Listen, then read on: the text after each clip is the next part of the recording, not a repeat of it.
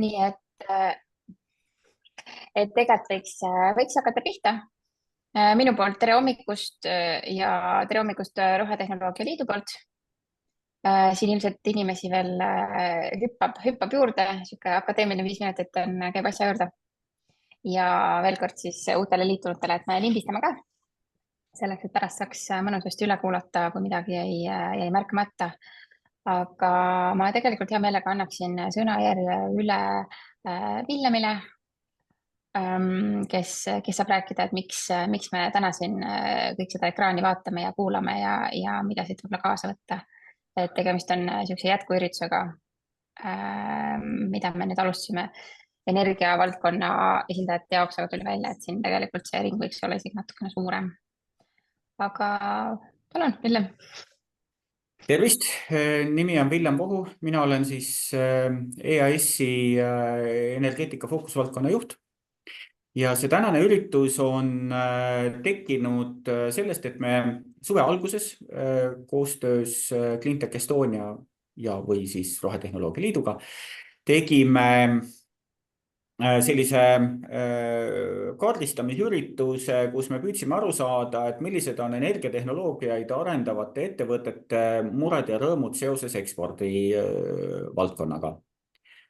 Ja nendest juba selle ürituse käigus välja toodud probleemidest osad kõlasid selliselt, et neile on tegelikult olemas jooksvalt lahendusi. Ja selliseid lahendusi, mis nagu nii-öelda meetmetena eksisteerivad, aga võib-olla ei ole teadvustatud piisavalt. Ja tänase ürituse eesmärk ongi siis mõningatele sellistele probleemidele tuua nii-öelda lahendus vastu. Need lahendused ei pruugi olla ideaalsed ehk nagu täielikult vastata teie soovidele, aga nad võib-olla kuidagi on kohandatavad. Ja täna on 3 esinejat. Kristiina Niilits räägib EAS-i siis erinevatest meetmetest, mis võiksid sobida nendele siis tehnoloogia arendajatele, kes soovivad välisriigis sertifitseerida või mingil muul viisil tõendada enda toote omadusi. Kuidas see täpselt käib, siis Kristiina räägib. Teine rääkija on Viktor Muuli Eesti Teadusagentuurist, kes siis räägib Segmost. Segmo on siis sektorite vahelise mobiilsuse programm ja see võib teatud tingimustel vastata sellele ootusele, et kui teil on vaja kusagilt talenti palgata ja te ootate näiteks seda, et riik mingil kujul katab selle talendi palkamise sellised kulusid, siis kui see on teadusasutustega tihedalt seotud, siis Viktoril võib teile olla mingisugune lahendus. Ja siis tänase 3. esineja on Andres Kikas, kes kirjeldab siis EAS-i ekspordisuuna selliseid tegevusi lähivaates ja ma arvan, et meie tänane kohtumine selle kohtumisega ei lõppe. Arvatavasti kusagil siin teise poolaasta sees me teeme veel paar samasugust inforingi. Nii, vist kõik oluline sai öeldud. Meil on 15 minutit on ettekanded kokku lepitud ja umbes 15 minutit on siis küsimusi selle järgi, aga ma nüüd annaks Kristiinale siis sõna üle. Võtan sõna järjelt kinni ja jagan kohe ka pilti.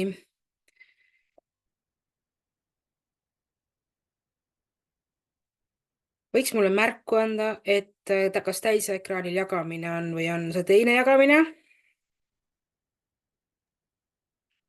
Hetkel ei ole üldse jagamist. Üldse ei ole jagamist. Mul endal näitab, et on jagamine. Väga huvitav. Ma jagan uuesti siis sellisel juhul. Nii. Kas see on õnn nüüd tabanud ja jagamine on olemas? On olemas. Aitäh. Täisekraanil. Okay, väga hea. Ma siis endale pandud ülesandest lahendin seda niimoodi, et mulle kõlas, et see kõik võiks sobituda innovatsiooni ja arendusosaku toetustena. Meil on ühe määruse all 2 erinevat taotlusvooru, on siis innovatsiooniosaku oma ja arendusosaku oma ja täna ma nendest ka räägin. Endast veel korraks rääkides on see, et ma olen siis toetustoodete omanik EAS-is ja Need toetustooted on erinevad toetused siis sellisel juhul, on need näiteks reaalajamajandus või siis on tootearenduse vaates on need osakud, aga samas ka erinevad digitaliseerimistooted. Aga täna mulle tundus, et õige on rääkida osakutest teile. Mul on siin terve ports neid slaide, kiiruga lähen üle, mõnedest lähen täitsa üle, et pärast nagunii jagatakse neid slaide, saab neid rohkem vaadata. Ehk osakud on meil tegelikult 3. ringis, eks nad algasid, äkki oli see 2009 esimest korda ja osakuid on nagu kogu aeg tahetud. See on nii-öelda see esimene tootearendustoode, mis võiks ettevõttele võimaldada erinevaid tegevusi. Ja selle suur mõte siis ongi see, et tekiks juba see esimene tunnetus ettevõttele, et kas ta saab mingit tootearendust teha või täpselt sertifitseerida oma tooteid, et minna turule ja nii edasi, et esimene. See on mõeldud VKE-dele ehk väike ja keskmise suurusega ettevõtetele. Eelarve on olnud enam-vähem samas suurusjärgus eelmisel perioodil ja ka nüüd peaaegu 10 miljonit eurot. Ja see on struktuurifondide raha. Uuel perioodil, just sellel, mis me nüüd tegime uuel perioodil, et me juba eelmisel aastal alustasime sellega, et siin on olnud oluline, et need projektid on TAIE fookusvaldkonnaga puutumuses, ehk siis, et kuna me täna räägime energiateemadel, siis siin teid kindlasti nagu eelkõige puudutavad nutikad ja kestlikud energialahendused, ehk kõik projektid peavad mingil viisil või moel mingisse TAIE fookusvaldkonda panustama. Teine selline uuem asi, mis selle toetusega on, et kindlasti need projektid peavad, mingi puutumus peaks olema Eesti 2035 aluspõhimõtetega. Et kõige lihtsam on tavaliselt siis, kui see ettevõte tegutseb väljaspool Harjumaad, siis on see puutumus natuke lihtsamalt leitav, aga teistel juhtudel projektis peaks olema mingisugune puutumus, kas soolisse võrdõiguslikkusse, hoolivusse, koostöömeelsusesse, ligipääsetavusse või ressursitootlikkusse. Ressursitootlikkuse puhul osak tihtipeale just sinna tegelikult selle puutumuse saabki, sest et see mingite ressurssidega tavapäraselt osakuprojektid tegelevad. Nagu ma ütlesin, sihtrühm on väike ja keskmise suurusega ettevõte, suurettevõtjad ei sobitu taotlema ja võib-olla siit leheküljelt siis kõige olulisem on see, et VTA-d peab vähese tähtsusega abi jääki peaks ettevõttel olema, et ta saaks seda toetust saada. Muu on selline võib-olla tehniline. Meil on selline põhimõte selle toetusega, et on sellised tegevusvaldkonnad, mida ei toetata ja kõik, mis on ülejäänud, toetatakse. Ehk tavapäraselt see konkreetne osakuprojekt panustab mingisse tegevusalasse, mingisse näiteks tootmistegevusalasse ja siis on ta igal juhul toetatav tegevusala. Aga ma arvan, et ma neid siin kõiki üle rääkima ei hakka, mis need välistatud on. Ja nüüd me olengi jõudnud nendele tegevusaladeni, mis ilmselt toetatavate tegevusteni, mis teid ilmselt kõige rohkem huvitavadki, on see, et siin toetatakse siis akrediteerimist, sertifitseerimist, standardiseerimist, vastavushindamist. Samas võib sellele eelneda näiteks mingisugune tehnoloogiliste komponentide arendus, testimine, prototüübi valmistamine, patendi kasuliku mudeli, tööstusdisaini nõustamine. Teil on väga hea cappuccino. Tavalisega. Või siis ka mingit sorti eksperimentide koostamine. Ehk et siin tegelikult seda saab. Praktilisest, ma võib-olla toon sellise lihtsama näite, et kui tehakse mingisugusele tootele, soovitakse C-märgist saada, siis seal on väga palju võib-olla erinevaid tegevusi, mis on vaja enne seda teha, et seda saada. Ja osa võib-olla näiteks mingit sorti tootete testimised, katsetamised, et seda kõike saab teha osakus. Tuleb endale leida sobiv teenusepakkuja ja kui see on leitud, siis tema abiga saab seda teha. Kui on vaja mingisugust sertifitseerimisprotsessi läbida, siis seda saab osadel juhtudel tehakse selliseid vastavushindamisi, mis nagu mille puhul on näiteks vaja ka selline vastavushindamisprotseduur üleüldse välja töötada, siis ka näiteks seda saab teha, et selliseid projekte on meil tehtud ka. Me ei toeta sellist, võib-olla siin lihtsalt toon välja, mida me nagu ei toeta sellist, need, mis meil on tänapäeval nagu võib-olla mingit sorti probleeme tekitanud, on sellist nii-öelda äriplaani koostamist, siin ei saa teha. Siis kindlasti ei saa teha veebipoode.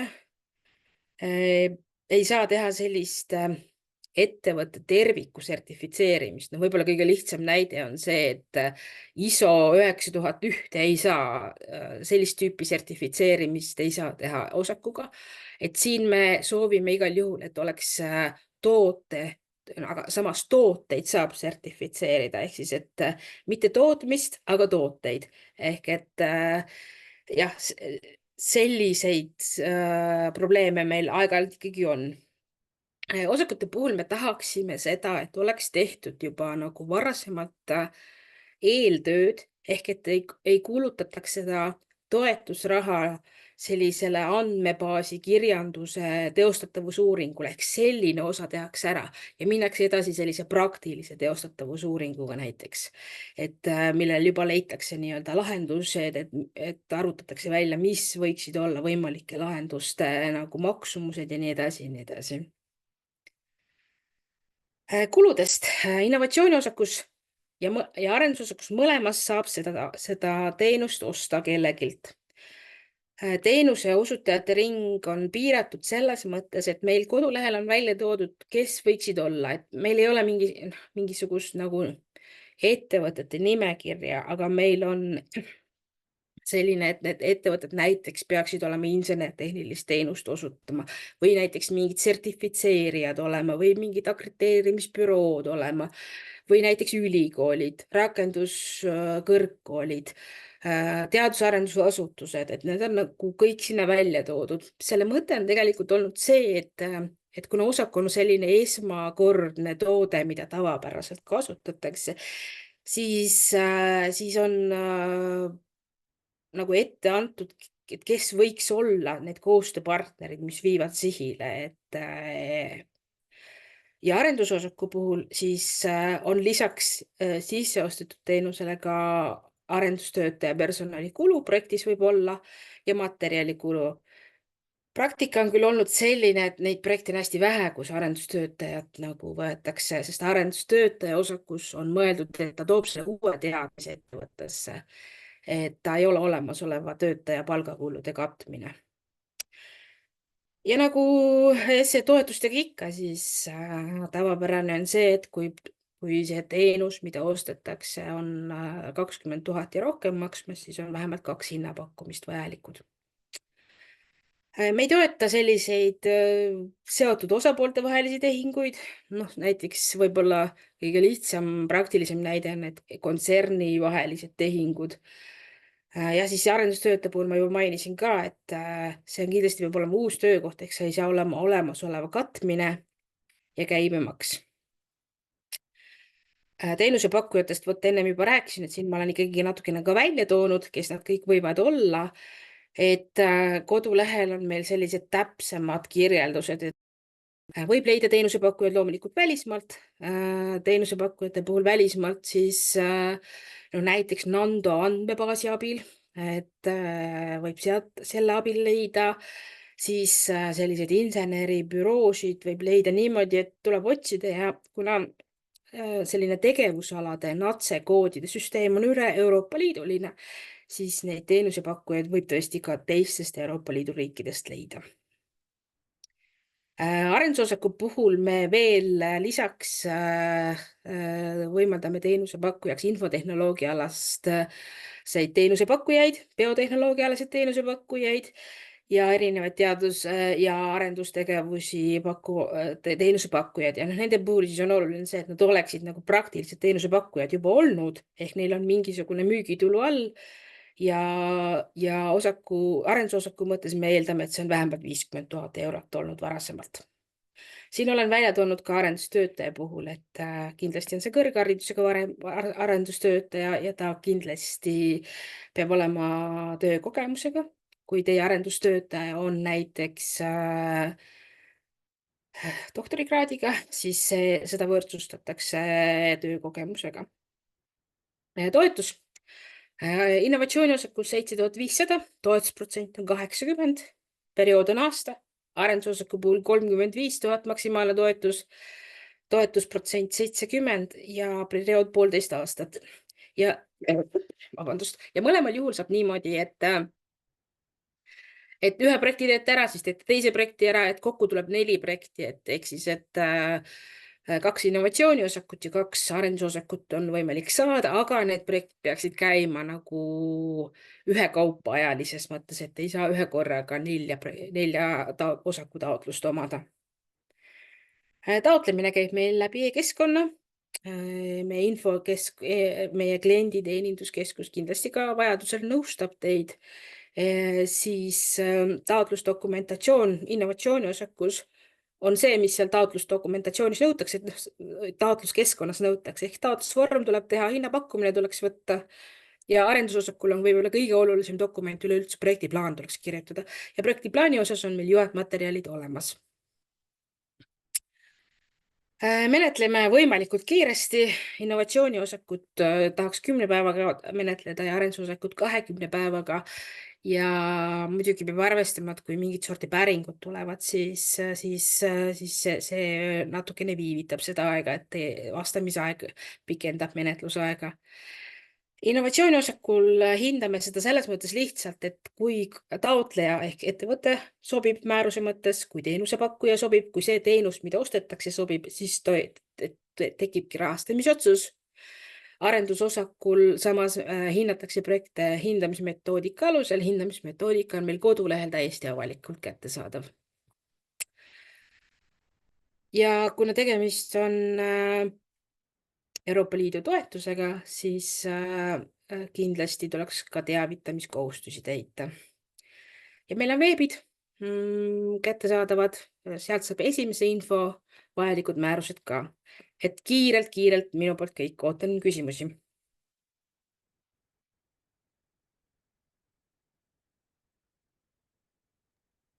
Siin osad küsimused tulid chatti.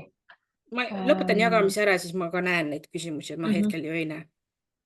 Just, seal on Kristi Lember küsib, et kas kõik tutvustatavad toetused on vähese tähtsusega abi. Täna mina näiteks osakutest rääkisin, need on tõesti vähese tähtsusega abi, aga tegelikult on ju meil näiteks, ma mõtlen just seda küsimuse vaates, et kus saab veel sertifitseerida. Suuremaid tootearendusprojekte, mille puhul saab ka sertifitseerimistegevusi teha, on näiteks tootearendustoetus. Selle puhul antakse seda nii VTA-ga kui grupierandiga, et mõlemal viisil. Siis toon näite näiteks minu enda toetustoodete portfellist, igasugused digitaliseerimisalased toetused. Me püüame anda neid mõlemal viisil nii vähese tähtsusega abiga kui ka grupierandiga, et just nimelt oleks ettevõttel see võimalus, et tal vähese tähtsusega abi jääk on ära kuulutatud, siis kui vähegi sobib, saaks kasutada ka grupierandit. Et me jagame mõlemal viisil. Nii, andmebaasi lingi.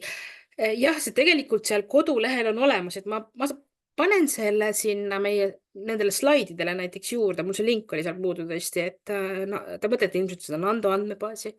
Et ma panen selle lingi sinna, et siis saab jagada seda.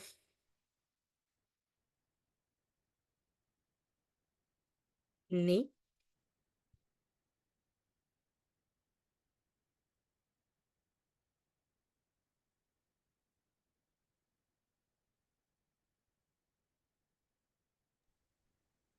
Kas tekib veel küsimusi või oli kõik niivõrd selge, et me võime näiteks jätkata? Mul on tunne, et võib-olla neid küsimusi tuleb äkki pärast veel. Meil on ju pärast ka väike küsimuste voor või siis on küsimus, et kas jätkuarutelud võib kuidagi suunata Kristiina sulle e-maili teel ka. Võib kirjutada, võib helistada ja kindlasti meie klienditeeninduse poole võib pöörduda üldnumbril, üld-e-maili aadressil, sest et nende teadlikkus näiteks osakutoetustest on, ma arvan, väga hea, et nad saavad aidata igal juhul. Kui teil nende toetuste kasutamisel nüüd tekib mingisugune seda tüüpi probleem, mis on nii-öelda metatasandi probleem, ehk et teil tekib maailma parandamise soov ja soov midagi nii-öelda süstemaatiliselt muuta, siis mina olen see inimene, kellele seda võib siis tulla kurtma või soovitama ja eks ma siis kuidagi katsun selle teie sõnumi kuuldavaks teha ja edasi anda. Et see, mis puudutab nagu nii-öelda siis seda teenuse või toote disaini, et kui ta näiteks tundub teile mingis komponendis või faasis liigselt piirav. Nii, aga Viktor, kas sinul on valmisolek juttu järg üle?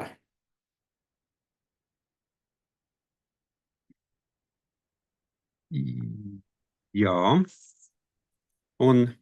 Ma loodan, et mind on jätkuvalt näha ja kuulda. Ja juhatan sisse, et Viktor on siis Eesti Teadusagentuurist ja räägib siis nüüd mitte nii EAS-i toetustest, vaid räägib siis hoopis nii-öelda teise asutuse toetustest, aga kuna see käib kokku teie nii-öelda probleemi olemuse võimaliku lahendamisega, et siis me tõmbasime nad endale nüüd juurde. Nii, Viktor, anna luud. Jah, aitäh. Ma proovin siis ka... Oi.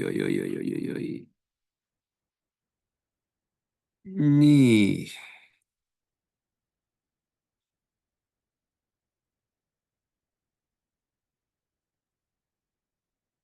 Nii, küsin, et mida te näete?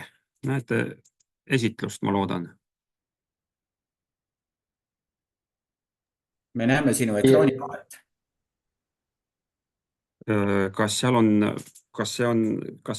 ekraan on esitlus või ei ole seal? Ma küsin siis nii.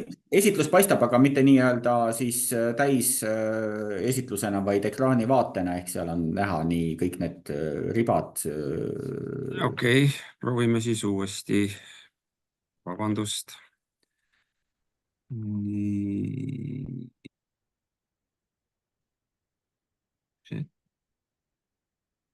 Slaidis. Teoreetiliselt ju.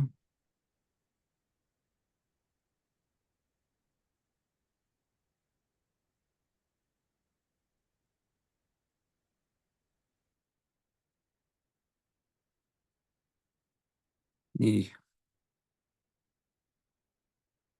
Ja nüüd näete, millist pilti te nüüd näete? Seda sama, muidu seal üleval see esitluse nupp, see ekraani või selle üleval riba peal on sul see save nupp ja siis tolle kõrvalt esitluse nuppu peal sul see vist ei ole enam aktiivne.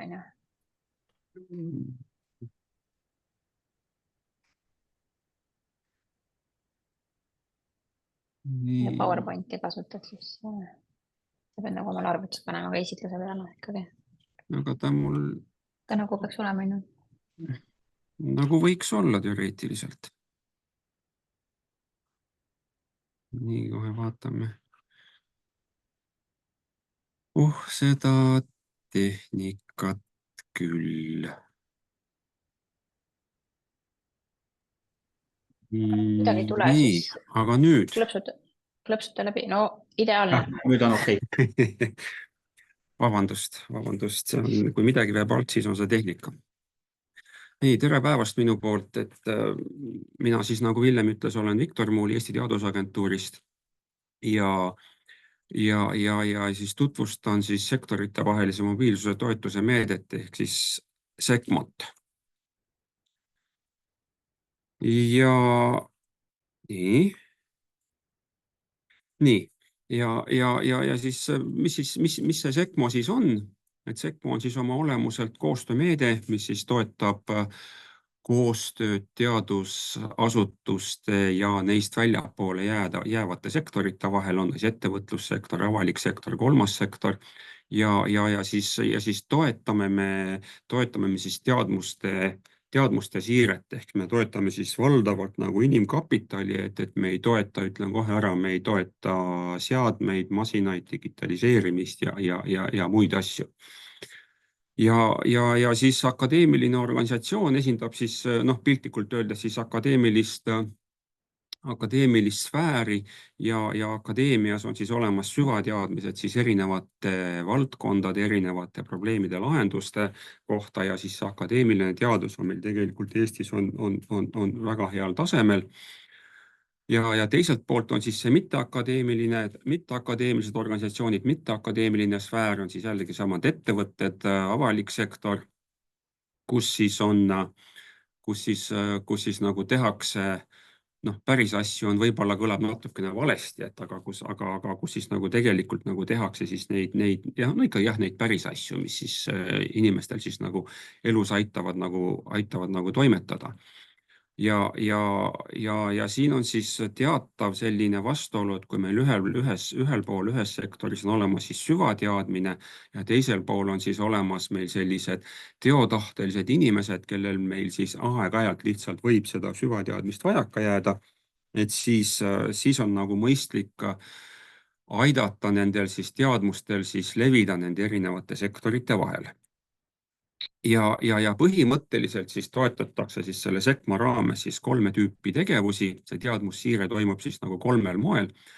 Esimene on siis see, kus siis teadlane, kes siis tuleb siis sellest siis teadusasutusest, tema siis läheb siis sinna mitteakadeemilisse organisatsiooni siis läbi viima siis selle ettevõtte või avaliku sektori asutuse huvides läbi viidavat siis uuringut, rakendusuuringut või eksperimentaalarendusprojekti, millest siis peaks tõusma siis tulu siis teadmiste najal siis sellele ettevõttele ja samas on siis ka see, et siis kui see teadlane peale seda mobiilsusskeemis viibimist nagu läheb tagasi, et siis tema saab endale siis ka nagu tema maailmapilt nagu laieneb ja siis ta saab võib-olla siis ka maailma asjadest võib-olla natuke teistmoodi aru. Teine tegevus, mida toetatakse, on see, et kui ülikoolid või ütleme kõrgkoolid siis ei toimeta siis niimoodi nagu või siis need toimetamised ei vasta nagu täielikult ühiskonna ootustele, et siis võivad tegelikult ka väljaspool akadeemilist sektorit inimesed minna siis ülikooli siis tööle. Ükskõik on ta siis õppetegevus, teadustegevus või innovatsioonitegevused, et siis selle raames siis aidata siis kaasa sellele, et siis ülikoolis siis tehtav teadustöö või siis õppetöö vastaks siis paremini ühiskonna vajadustele.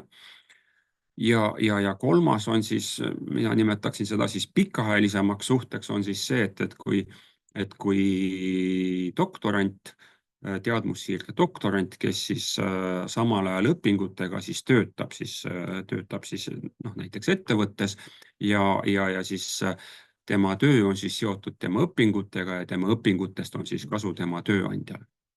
Need on siis 3 põhimõttelist toetusskeemi, et kuidas siis SECMA raames seda teadmussiiret nagu toetatakse. Et enne veel, kui nüüd minna natukene konkreetsemaks, on siis 2 asja, millele siis tahaksin tähelepanu juhtida. Et üks on siis see, et kuna tegemist on siis Haridus- ja Teadusministeeriumi meetmega, siis üldjuhul peab olema tegevust siis teadus-arendustegevusega, mida me siis selle meetme raames nagu siis toetame.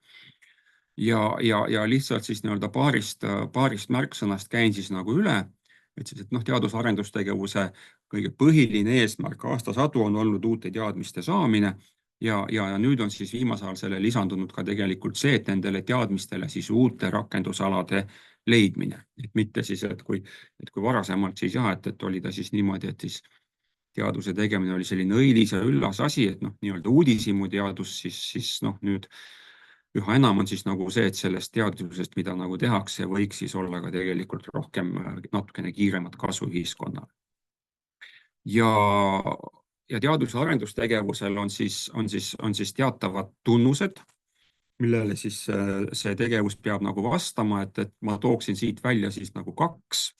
Et esiteks on siis uudsus, ehk siis igal juhul peab olema tegemist siis uue asjaga, et kas siis kas siis nagu siis saadakse uusi teadmisi või siis ettevõtluse puhul on ta siis pigem nagu niimoodi, et kui siis leitakse teadmistele uusi rakendusalasid ja see siis nagu puudutab siis ennekõike siis mingit sektorit või mingit valdkonda.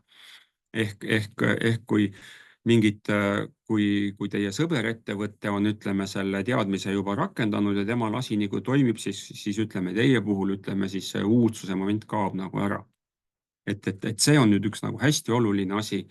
Ja teine tunnus, mis on nagu hästi oluline, on see, et see tulemus peab olema ettemääramatu. Et noh, mis nagu tähendab seda, et me ei saa ette teada, et see asi toimib. Kui see asi nagu toimib, kui see on nagu kindlaks tehtud, et siis ta jällegi väljub teadus-arendustegevuse raamidest. Ja selle kohta siis on meil aluseks on siis Frascati manuaal, Frascati käsiraamat, kus on siis need teadus-arendustegevuse mõisteid natukene rohkem lahti seletatud ja sellest me oleme siis teinud eestikeelse tõlke sellest teategevuse peatükist ja see on siis Teadusagentuuri veebis nagu kättesaadav. Klassikaliselt jagatakse 3: alusuuringud, rakendusuuringud, eksperimentaalarendus, et nendes siis alusuuringud siis sisuliselt siis on tegemist siis puhta uudishimuteadusega ja seda siis SECMO raames ei toetata. Et toetame siis alates nagu rakendusuuringust, ehk see on siis nagu see, et rakendusuuringul peaks olema tellija ja sellel uuringul peaks ikkagi olema selge eesmärk neid tulemusi ka suhteliselt kiiresti nagu rakendada. Ja siis eksperimentaalarendus, mida siis varasemas kõnepruugis on nimetatud ka tootearenduseks kitsamas mõttes, on siis nagu see, kus juba nüüd ehk ongi nagu see, kus neid olemasolevaid teadmisi nagu rakendatakse siis kas uute toodete või protsesside loomisel või siis olemasolevate olulisel parendamisel. Et siin peab jällegi vaatama nagu seda, et niipea kui siin kaob ära, ütleme, kas uudsuse või ettemääramatu tulemuse aspekt, siis saab sellest teadus-arendustegevusest saab lihtsalt arendustegevus ja seda me enam ei toeta. Ehk see teadus- ja arendustegevus on siis nagu üks märksõna, mida peab kindlasti siis meeles pidama SECMO puhul. Ja teine nagu siis ka juba siis nende osakute esitluses juba siis toodi välja, et kuna tegemist on siis tõukefondide meetmega, et siis kõik need tegevused peavad siis mahutuma siis nutika spetsialiseerumise kasvu valdkondadesse. Need on siis 4 laiemat valdkonda ja kohalike ressursside väärindamine on siis omakorda siis jagatud siis veel natukene kitsamateks valdkondadeks. Nii, ja nüüd siis paari sõnaga SECMO üldisest korraldusest on see, mis on siis ühine siis nagu kõigile nendele toetatavatele tegevustele. Et tegemist on siis avatud taotlusvooruga, mis siis tähendab, et taotlemine ja hindamine toimub jooksvalt. Hindamiskomisjon või ekspertkomisjon, kes neid taotlusi hindab, käib koos reeglina korra kuus. Ehk siis ütleme siis kuu on siis ka siis see aeg, mis siis kulub üldjuhul siis minimaalselt selle taotluste menetlemise peale. See muidugi siis sõltub sellest, kui hästi või kui halvasti on taotlus ette valmistatud, et selle tehnilise kontrolli käigus võidakse seda taotlust teile veel ka nagu tagasi põrgatada. Kuigi on avatud taotlusvoor, mis siis on ta siiski jagatud sellisteks lühemateks taotlusakendeks ja esimene taotlusvoor siis lõpeb selle aasta oktoobris, ehk siis suuruselt 1,5 kuu pärast. Ja nende lühemate taotlusvoorude olemasolu on lihtsalt vajalik selleks, et ükski regulatsioon pole oma olemuses täiuslik, alati on vigu, alati muutub siis väline olukord, ehk siis nende taotlusvoorude vahel on siis see aeg, kus siis on võimalik neid regulatsioone korrastada, mida tegelikult taotlusvooru raames teha ei saa, et muidu ei ole tagatud nagu taotlejate võrdne kohtlemine. Ja siis novembris-detsembris peaks siis toimuma siis nende määruse ja teiste dokumentide kohendamine ja siis loodetavasti avaneb siis järgmine taotlusvoor järgmise aasta alguses. Kestab siis see SECMO siis abikõlbulikkuse periood on siis kuni 2029. aasta augusti lõpuni. ja avatud taotlusvoor iseloomustab ka tegelikult lävendipõhisus, mis siis nagu tähendab seda, et kõik taotlused, mis esitatakse, konkureerivad lävenditega. Ehk taotlustest ei moodustata pingeridasid ja on hindamiskriteeriumid ja igale hindamiskriteeriumil on hindamislävend. Kui see lävend ületatakse, siis on taotlus rahastatud, kui lävendit ei ületata, siis saadetakse taotlus tagasi. Ehk taotluste vahelist konkurentsi ei toimu. Meetme kogumaht on siis see toetussumma, mis antakse välja ilma oma finantseeringuta, on siis umbes 23 miljonit eurot. Ja lihtsalt selle raamimiseks on siis, et seni on siis praegu eraldatud suurusjärk 3 miljonit eurot. See summa kindlasti muutub enne taotlusvooru lõppu, kuna taotluste vastuvõtt käib praegu, taotlusi on päris palju sees ja taotlusi kindlasti esitatakse veel selle taotlusvooru lõpuni. Aga et põhimõtteliselt, et siin nagu neid vahendeid selles meetmes on. Üldine märksõna on veel, et on olemas ühikuhind. Ühikuhind, mis siis tähendab seda, et erinevatel tegevustel on siis kehtestatud ühikuhinnad, tööjõukulud ühikuhind, abikõlbulik ühikuhind, ehk siis kindel summa, mis on siis abikõlbulik ja lisaks siis sellele summale, sellele ühikuhinnale lisandub 40% sellest ühikuhinnast, millega saab katta muid kulusid. See ühikuhind on siis kuupõhine ja see on siis eri tegevustel on ta siis erinev. See ei sõltu sellest, mis tööd see inimene teeb, mis muudab selle aruandluse hiljem oluliselt lihtsamaks, nii taotleja jaoks, siis kui see projekt on käimas, et siis põhimõtteliselt siis ütleme, see finantsaruandlus kui selline tegelikult puudub.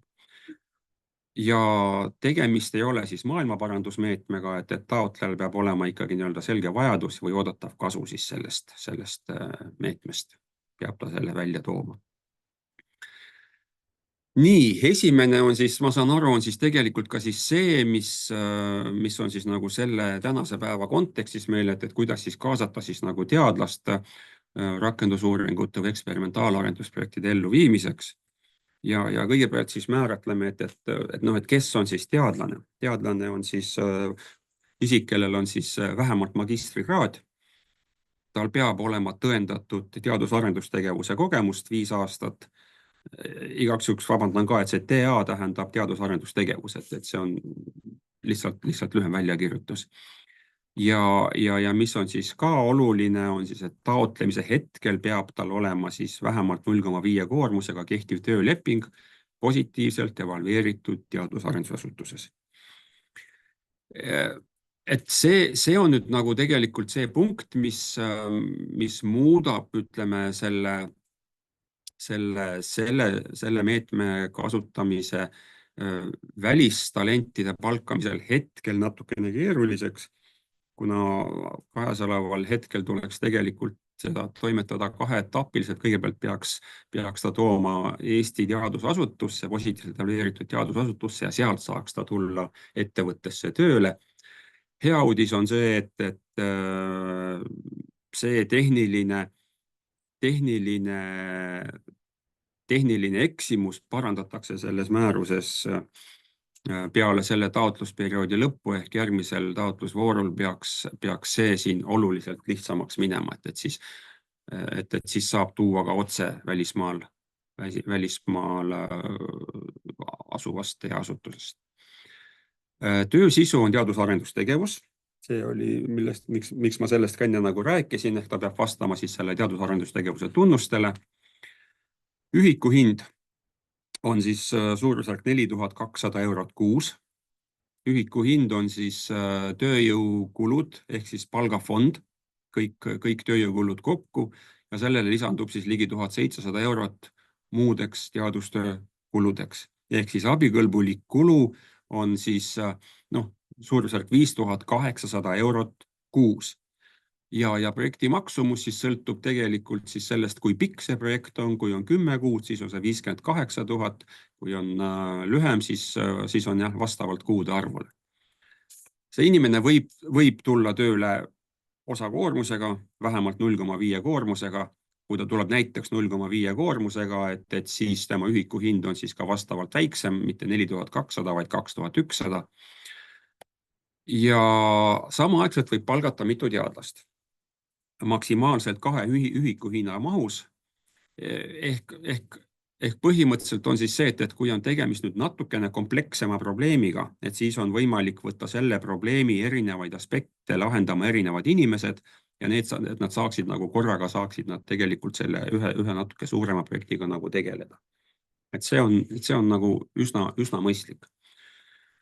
Toetuse piirmäär on siis 25–70% abikõlbulikest kuludest ja selle esimese tegevuse puhul see sõltub siis ettevõtte suurusest, väike, keskmine või suur ettevõte ja sõltub siis ka siis sellest läbiviidava teaprojekti sisust, kas ta on siis rakendusuuring või on ta siis eksperimentaalagendus, et seal on erinevad toetusmäärad. Et need on siis meie veebis on nad ilusti kenasti kättesaadavad. 3 kuud kuni 2 aastat siis saab kesta projekt. Ja senini edukuse määr on olnud siis umbes 60%. Et siis 10 taotlusest siis umbes 6 saavad. Teine tegevus on siis tippspetsialisti kaasamine ülikooli või siis rakenduskõrgkooli ja sellest siis natukene lühemalt, et see on siis, et tippspetsialist on see, kellel on siis vähemalt kõrgharidus, on siis vähemalt 5-aastane teadus-arendustegevuse või innovatsioonialane töökogemus, juhib ettevõtted, kuulub ettevõtte juhtkonda, nõukokku või muud sarnast või on siis rahvusvaheliselt tunnustatud ekspert. Et need, mis on siin alumised mummukesed, need on nagu või-tingimused, üks nendest peaks olema nagu täidetud. Töö sisu on oluliselt mitmetahulisem, nii õppetegevus, teadustegevus kui ka innovatsioon ja siis ka tehnoloogia siire. Aga ikkagi on nagu see, et igal juhul peab välja tulema siis see uudsus ja see lisandväärtus selle teadusasutuse jaoks, kuhu ta tööle võetakse. Ühiku hind on sarnane sama, mis on siis ütleme esimesel tegevusel. Koormus võib olla oluliselt väiksem, vähemalt 0,1 koormusega peab ta olema tööl. Siin inimeste arvule mitu inimest samaaegselt saab tööle võtta, siin nagu piiranguid ei ole. Toetuse piirmäär on kuni 85% abikõlbulikest kuludest kõigile taotlejatele. Projekti kestvus sama, 3 kuud kuni 2 aastat. Ja senine edukuse määr on 100%. See 100% tähendab seda, et kõik taotlejad on siis tehnilise nõustamise käigus aidatud siis nendest vajakutest nende taotlustes üle ja ehk need taotlused on siis ka natukene lihtsamad menetluse poolest, kus esimese tegevuse omad. Kolmas on siis pikaajaline suhe, ehk siis teadmussiirde doktorantide kaasamine. Ja mis asi see teadmussiirde doktorantuur siis on? See on siis 3-poolne kokkulepe, ta on siis asutuse või siis ettevõtte, ülikooli ja doktorandi vahel. Ja see doktorant peab siis olema immatrikuleeritud ülikooli doktoriõppesse ja samaaegselt on ta siis, võetakse siis tööle siis asutusse või siis ettevõttesse. Ehk ta siis on ja see leping on siis sõlmitud nii ettevõtte, ülikooli kui ka siis doktorandi vahel. Selle töö põhisisu on doktorandi doktoritöö tegemine. Ta teeb ülikoolis, peab tegema siis koostama endale individuaalse õppe- ja teadustöö kava ja siis selles asutuses, mida ta teeb, et siis see töö peab siis olema sisendiks tema doktoritööle, peab aitama selle valmimisele kaasa ja siis loomulikult ka tema doktoritöö peab olema seotud siis selle tööga, mida ta selles ettevõttes teeb. Ühiku hind omamoodi, siin on ühiku hind on siis väiksem, 2600 50 pluss siis 40% ehk siis 3700 eurot kuus. Jällegi siis ta võib ettevõttes olla tööl siis vähemalt 0,5 koormusega ehk siis osakoormusega võib olla tööl. Ja samamoodi võib olla siis ettevõttes samaaegselt mitu doktoranti ehk siis maksimaalselt 2 ühiku hinnamahus aastas ehk siis 2 täiskohaga doktoranti aastas võib tal olla. Toetuse piirmäär on siis kuni 70% abikõlbulikest kuludest kõigile. Projekt on siis oluliselt pikem, ehk see on siis see, miks ma nimetaksin seda pikaajaliseks suhteks, et kui ta töötab täiskoormusega, siis on 48 kuud, sest see on siis põhimõtteliselt see ta immatrikuleeritakse ülikooli üldjuhul 48 kuuks ja kui ta töötab osakoormusega, siis on siis selle projekti kestvuseks maksimaalselt 72 kuud. Ehk projekti kestvus ja abikõlbuliku perioodi kestvus ei pruugi omavahel kokku langeda, et kuna siin on perioodid on nagu pikad, abikõlbulik periood võib enne läbi saada, siis peab olema tegelikult näidatud ära see, et kuidas toimub siis selle projekti rahastamine peale seda, kui siis abikõlbulik periood läbi saab. Ja kuna siin on siis ka need perioodid on pikemad, siis taotlemine lõpeb 2026. aasta kevadel. Ja taaskord, et kuna see on nüüd nagu see koostöövorm, kus on tehtud piisavalt palju seda eeltööd ära, siis ka selle skeemi, selle tegevuse puhul on siis kõik esitatud taotlused jõudnud sinnani, et nad on kõik nagu siis rahuldatud. Väike ülevaade siis senisest meetme käigust on siis nende tegevuste lõikes on siis see ülemine ring, TõH 1 on tegevus 1. See on siis teadlane ettevõttesse. TõH 2 on siis tippspetsialist ülikooli ja TõH 3 on siis teadmussiirde doktorant ja numbrid siin taga näitavad siis rahuldatud taotluste arvu. Ehk siis jah, põhimõtteliselt siis tegelikult siis see esimene tegevus on siis kõige väiksema taotluste arvuga ja alumine skeem siis näitab tegelikult siis seda sama taotluste arvu jagunemist fookusvaldkondade lõikes. Kuna kõige laiem on siis meil digivaldkond, siis kuna see on siis sobitub praktiliselt igasse eluvaldkonda, siis siin on meil valdav enamus taotlusi. Energias ja toiduvaldkonnas siis 4, teisene toore jäätmed ja tervises ka 4, teisene toore jäätmed 3 ja puidus ja maapõueressursside osas siis mõlemas nagu 1. Et see on siis nagu senine statistika nende või ülevaade nende väljaantatud toestute osas. Ja siin ka siis, et kes siis nagu aitab, taotlemine siis käib läbi Riigi Tugiteenuste Keskuse, läbi e-toetuste keskkonna. Seal toimub ka taotluste menetlemine ehk kõik küsimused, mis on seotud taotluste menetlemisega, sellised tehnilised küsimused, kuidas taotlusvormi täita ja nii edasi, need tuleks adresseerida siis RTK-le. Ja esimene kontakt võiks olla siis Teadassa, kes on siis teenuse koordinaator. Eesti Teadusagentuur siis toetab siis Riigi Tugiteenuste Keskust siis omapoolse nõustamise ja teavitustegevusega ja siin olen siis kontaktiks olen mina ja EAS ja KredExi ühendasutus on siis kõigi ettevõtjate sõber ja nendel siis on keskne kontakt on siis Kristi Vaarmet, aga samas peaksid nii-öelda siis kõik kliendihaldurid ja konsultandid siis suutma anda siis vähemalt sellise esmase sissejuhatuse SECMO meetmesse, nii et põhimõtteliselt ükskõik, kus te nagu millisest kontaktist te siit nagu alustate, siis varem või hiljem te jõuate õige inimeseni välja. Aitäh!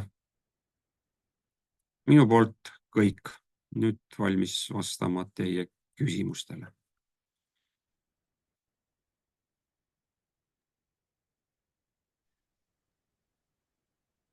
Dolores, kas meil on chati kaudu küsimusi tulnud?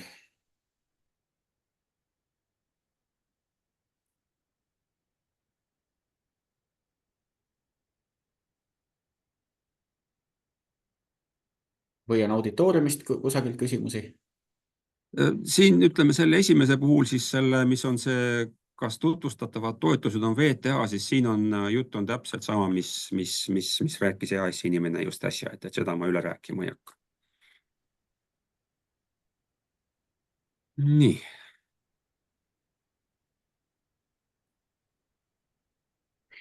Aga kui tekivad küsimused hiljem töö käigus, siis kontaktite esitlusest saate, et võib iga kell pöörduda. Ühesõnaga, see salvestuse slaidid jäävad Rohetehnoloogia Liidu kätte ja nemad levitavad neid siis edasi ja vajadusel saab siis Viktori poole pöörduda. Ma küsin Viktor lihtsalt üle veel selle, et meil oli siin, sa põgusalt mainisid ja meil oli ka enne kohtumist arutelu selle üle, et juhul, kui nüüd on välisriigi kodanik ja ta näiteks on välisülikoolis,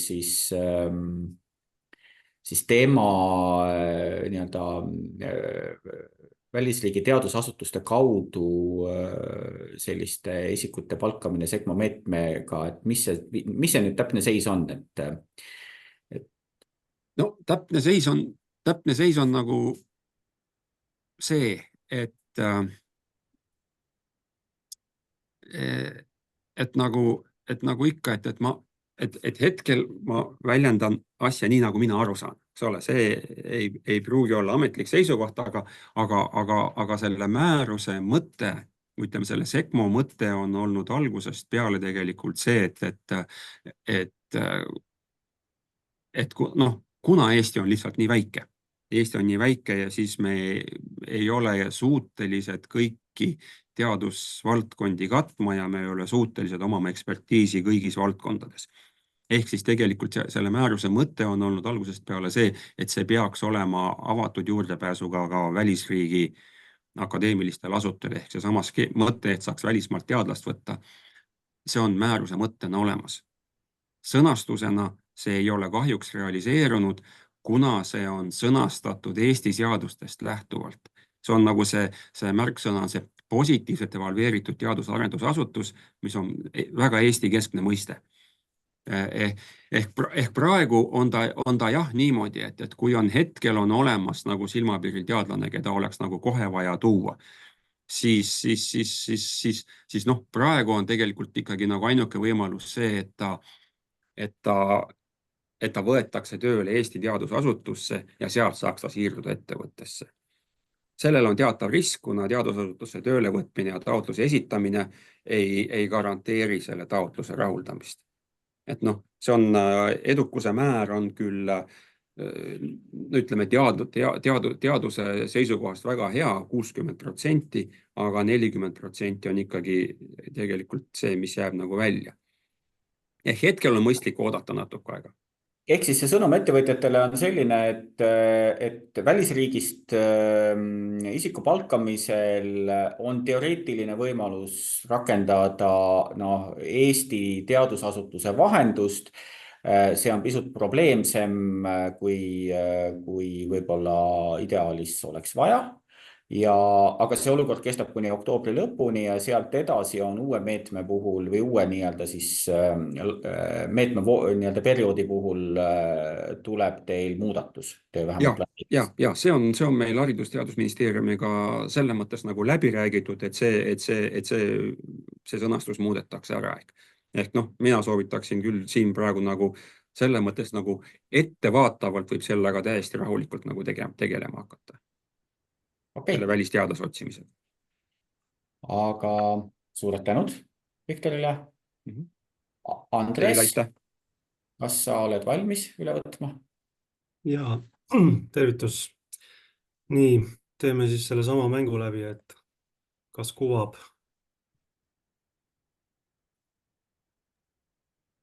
Nii, kas tuli ette? Jaa, aga mitte täis selle vaatega, aga seal sitta Teamsis. Kas nüüd? Hästi? Kas nüüd tuli täis ekraan? Ei. Nii. Mis teil vastu vaatab? meile vaatab vastu üks suur pilt, ava nii-öelda slaid, aga seal üleval on näha see PowerPointi nagu need tööriistad. Kui jah, sa lähed aga kas sinna, muidu suurus on nagu okei või? Et ma äkki ei tegelikult hakka. on okei, selles mõttes, kui me nüüd ei jää siia kinni, siis Okei. tegelikult on okei. Et ma siit alt panin küll Vaatan, et seda, aga ma saan aru, et teil ei muutunud midagi. vaata korra, pane nüüd see projektoori märk vot sinna, vaata, mis siis teeb. Minul läks kogu ekraan täis. No, aga tead, lähme niimoodi, muidu me siin jääme sellesse Okei, jah, kinni. väga hea. Vaata, kui sa edasi klõpsutad, kas toimib lihtsalt. Mina siis Andres Kikas, olen EIS-i ekspordiosakonnast ja siin Rohetehnoloogiate Liiduga oleme alates kevadest nüüd mitu korda kohtunud osana siis sellisest protsessist, mida me siin tegime, et kohtusime siin vähemalt 12 eri sektori esindusorganisatsioonidega ja just selle eesmärgil, et mõista kõike seda olulist, mis 25. aasta ja edasi vaates planeerimisel tähtis on. Peegeldan täna väga, kuidas öelda, nagu päevakajaliselt, et mis asjad on toimumas, kus maal oleme, mis küsimused on õhus. Räägime selles mõttes interaktiivselt, et siin on ka tegelikult teie sisendit vaja nii täna kui siis edaspidiselt. Nii, slaid vahetus. Jah, väga hea. Vahetus.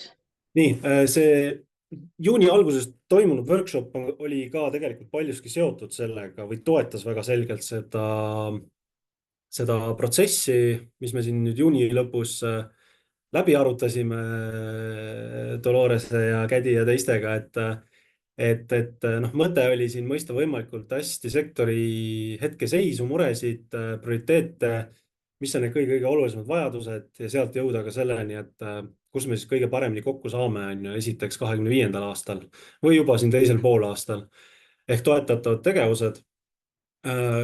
Eksportturge on muidugi ettevõtetel üle maailma sõltuvalt ettevõttest, aga ma praegu rõhutaks, et siin arutelude tulemusena meie nii-öelda koostöövaates võiks öelda, et meil on nii-öelda natuke lähemad ja natuke kaugemad turud, mida me rohkem silmas peaks, arvestades, kus siis kriitilist massi ettevõtete osas on või kuhu siis pürgitakse. Ja UK, Saksamaa, Skandinaavia, Euroopa kontekstis peaks olema nii-öelda Prantsusmaa ka, aga eks see Prantsusmaa on ka natuke avastamise koht, et kui palju siis meil tegelikult valdkonna ettevõtted on, kes on juba päris palju olulisi samme ära teinud, on ju Prantsusmaale astumiseks ja eks meie teenustes on ka ettevõtted, kes Prantsusmaa suunal toimetavad, aga eks ta on ka väga paljudele selline tulevikuturg ja alles veel avastumisel. Selge on see, et selline turg, kus rohetehnoloogiatel on kõrge tähtsus ja arengupotentsiaali jagu. Teenuste vaates ma siin panin kohe alustuseks ühe sellise lööme 6 vaate, et mis tegelikult ühel või teisel turul ja ühele või teisele ettevõttele oluline on. Käivad läbi meie välisesinduste võrgustik, turuteadlikkuse tõstmine kui selline, muidugi välja minevad tegevused, on need missioonid, VIP-visiidid või teatud juhul kuidagi messidel kohalolu, toetuste maastik, mis on täna, ma arvan, nagu ekspordi fookuses üpriski hõre ja kus tegelikult sektoritel tulevikku vaadates on omajagu ootusi, turunduskommunikatsiooni tugi, nii riiklik bränding, sektori bränding, seda sõnumit on sektori poolt antud, et mainet on vaja meil on ju toetada selgelt eri turgudel, mis meil olulised on, et meid ei teata veel niivõrd hästi. Digilugu levib, aga meil on vaja ka teistes sektorites, mis meil hea potentsiaaliga on, et see lugu samamoodi leviks ja käiks meist sammu võrra ees. Ja kohe nii-öelda praktiliselt, kui räägime missioonidest, välja minevatest sellistest ühistest delegatsioonidest, siis üks viimaseid kokkuleppeid meil oli, et järgmine aasta võiksime New York Climate Weekil kohal olla. Toimub see septembri lõpus. Selle võiks öelda, et me oleme liiduga põhimõtteliselt joone alla tõmmanud, et seda kavatseme teha.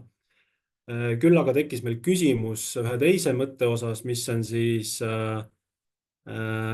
Osaka rahvusvaheline või see globaalne mess, mis toimub Jaapanis järgmisel aastal, et kas selle tuules vastaval teemanädalal samuti kohal olla. Aga siin tekkis meil nüüd ajaline väljakutse, et see kattub New Yorgi Climate Weekiga ja me jäime natuke mõttesse, et mis me nüüd sellega siis teeme, et siin oleks hea, kui siis teie kui sektori ettevõtted ka peegeldaks tagasi, kas praegu täna siin suheldes või siis nagu liidule, et kuivõrd tõmmet tunnete Osaka teemanädala suunal, arvestades, et selline globaalne klientuur on kohal, või peaksime rohkem pidama diskussiooni selle üle, et kas teha toetavat ärimissiooni hoopis UK-sse, mis siin läbivalt ettevõtete üleselt välja tuleb prioriteetturuna. Ja see on siis lahtine.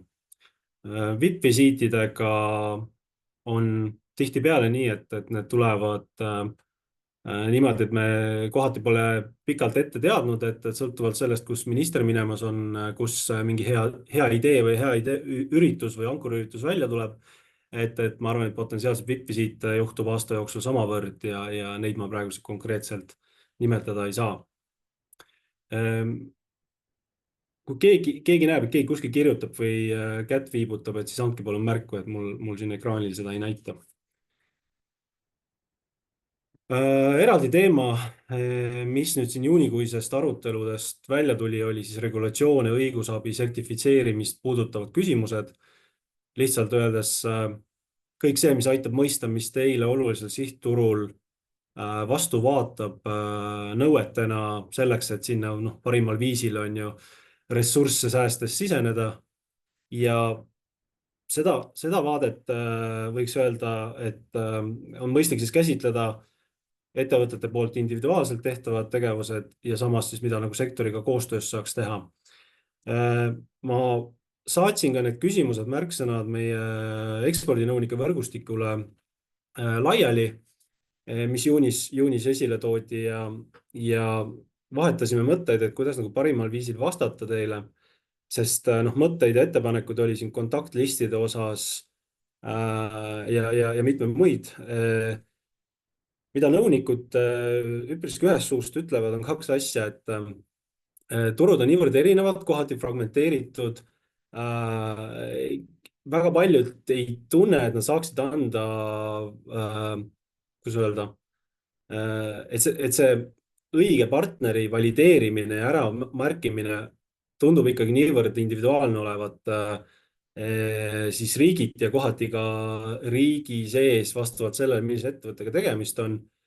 Ja see üleskutse nõunike võrgustikult on ikkagi praegu esmajoones see, palun võtke ühendust nende turul ja tooge kõik konkreetsed küsimused välja, mis kellelgi on täna laual või on tulemas ja teeks selle esimese sammu ära ja sealt saab targemini edasi minna, kui vaadata ettevõtte põhiselt.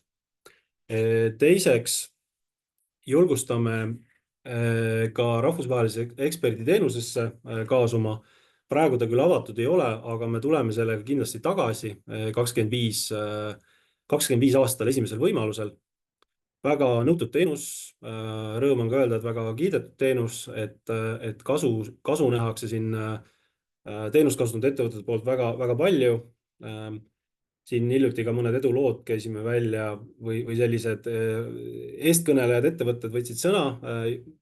Jook on siis siin pildile pandud, kes oma uute turgude avamisel seda teenust väga kõrgelt hindab ja kasutab osana siis sellest sisenemisstrateegiast. Miks ma seda teenust rõhutan?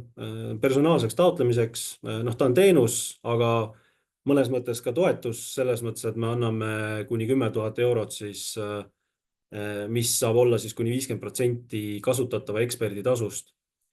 Ja jätkame sama loogikaga, on võimalik tulla oma eksperdiga sisse ja on võimalik paluda ka meil otsida teile eksperti.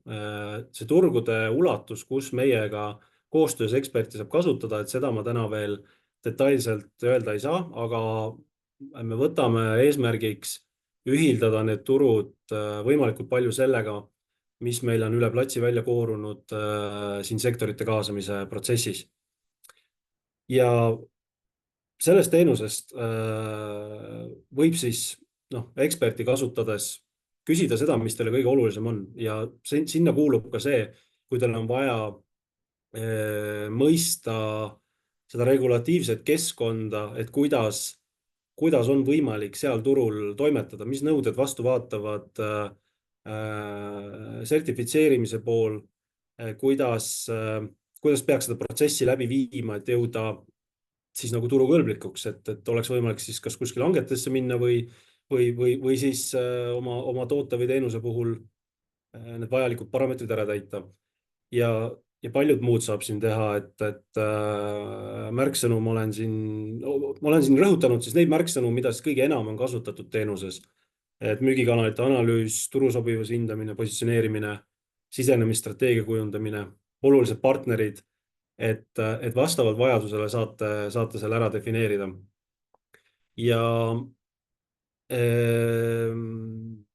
Ja praegu siis me oleme selles faasis, et kohandame kontseptsiooni 25 aastaks ja natukene siis, kuidas öelda, oleme ootel või liigume siis samas tempos MKM-iga, majandusministeeriumiga, kes on loomas ekspordistrateegiat ja me tahame, et siis ekspordistrateegiaga võimalikult kooskõlas oleks fookuste ja sellise toetatava sihtgrupi vaates.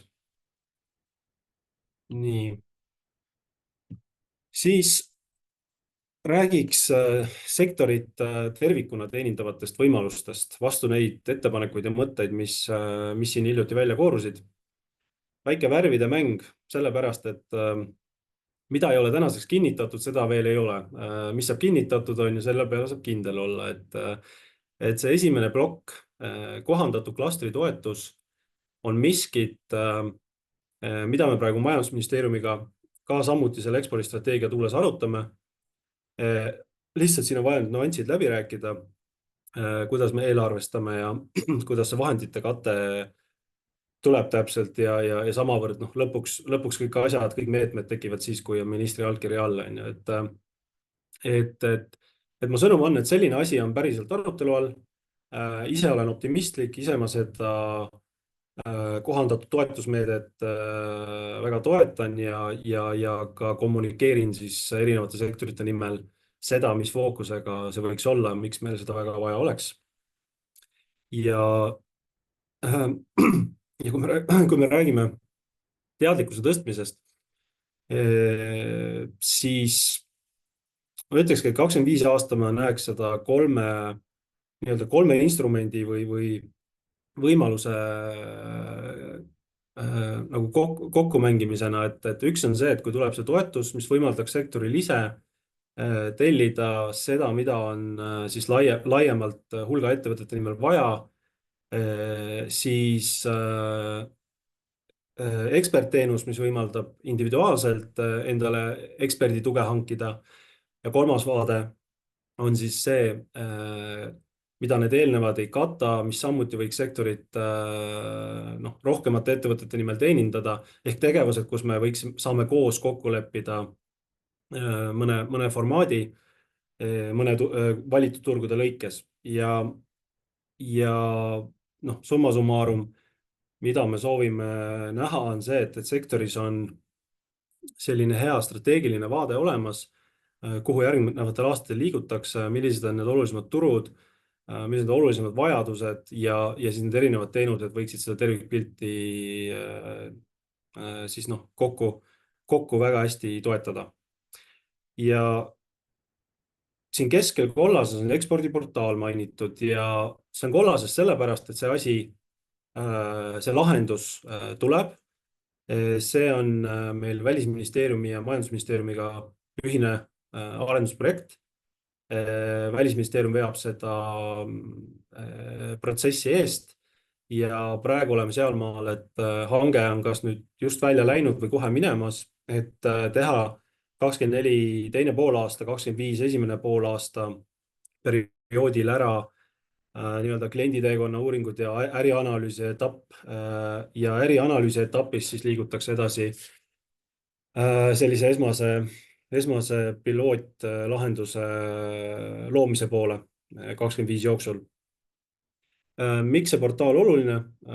Just lahendamaks seda, mida on palju ette heidetud, et info kättesaadavus on killustunud, oleks vaja keskset kohta, kus sektorid, ettevõtted saaksid riigilt, siis välisriikide lõikes info kätte ja selle portaaliga siis me proovime seda ühe akna vaadet selgelt toetada. Ja sellepärast ka ei näe me vajadust, et võiks mõni täiendav portaal või keskkond tekkida, vähemalt mitte meie algatusel. See ekspordiportaal ongi just see, kus me maksimaalselt proovime välisturge meie sektoritele ühes kohas lähemale tuua. Nii olulise turuinfo kui siis ka tegelikult tuvastatud äripotentsiaalide vaates. Mida ärivõimaluste vaates, vabandust. Ja kolmas, mille ma olen ka siin kasti ümber teinud, kast ümber sellepärast, et see nüüd ajaliselt kõige lähemal lahendus täna ja homme millegi ärategemisele. Ehk et kui rääkida läbi teiega nüüd see vajadus, mida ma siin alla olen rõhutanud, ehk konkreetsed 1, 2, 3 turgu, kus on spetsiifilised küsimused, kas nad puudutavad siis sertifitseerimist, energiavaldkonna regulatsiooni või mingi kolmas märksõna, mis on väga oluline. Et kui mida täpsemaks me saame selle turg versus siis konkreetsed küsimused, seda lihtsam on meil kavandada siin mõnda toetavat koostöötegevust, näiteks teie sektorile teha seminar, kus me toome siis asjakohase eksperdi, otsime ise selle eksperdi välja ja toome selle teieni, et rääkida siis need teemad nii lahti, kuidas täna turul toimuvad. Ja parim viis, kuidas seda teha, ongi jätkuvalt siis koostöös liiduga läbi liidu, et Rohetehnoloogiate Liit on meil täna kindlasti ajas üha kasvav tugev koostööpartner ja koos me seda infot siis siin haldaks ja vahendaks ning prooviks teile häid pragmaatilisi lahendusi välja pakkuda, kokku leppida. Siis ma turundusest kommunikatsioonist väga pikalt ei räägiks, see on ka mul siin ettekande lõpuosa praegu.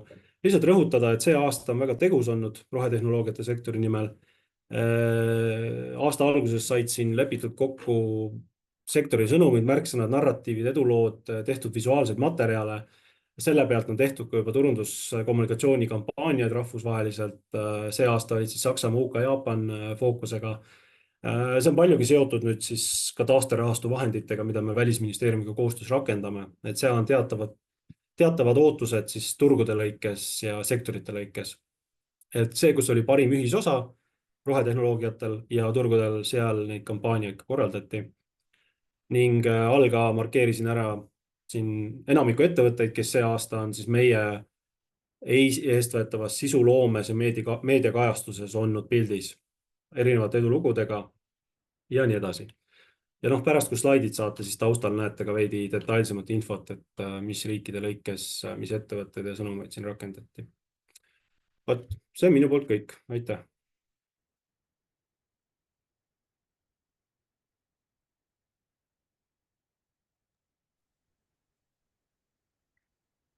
Nii, kas on chati ilmunud küsimusi? Mina neid ka ei näe, aga ei ole seal praegu küsimusi.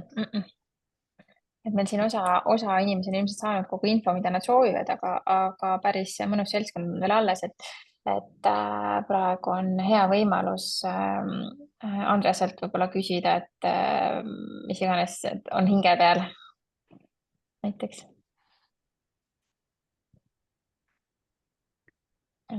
Liidu poolt mul on see hea meel, et meil see koostöö nii tempokalt on käima läinud just nüüd sellel pool aastal, et kuivõrd see sektor kannab endast päris suurt rolli, siis aina suurem rõõm on lihtsalt see, et saame seda kasu nagu suurendada ja tõsta rohkem fookusesse need ettevõtted, kes seda väärivad ja vajavad.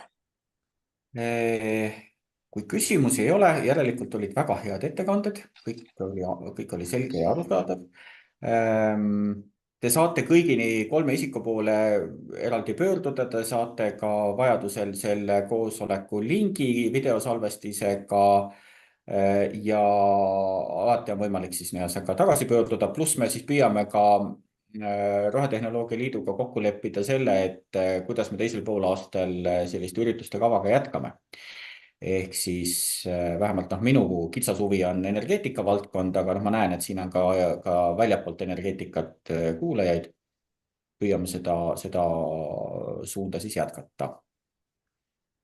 Nii, kui endiselt küsimusi ei ole tekkinud, siis loeme tänase ürituse lõppenuks. Teeme nii ja me saadame kõigile osalejatele siis slaidid ja video, kui me sellega natukene võib-olla siin toimetame, loodetavasti siis järgmisel nädalal. Aitäh igal juhul ja ilusat päeva jätku kõigile.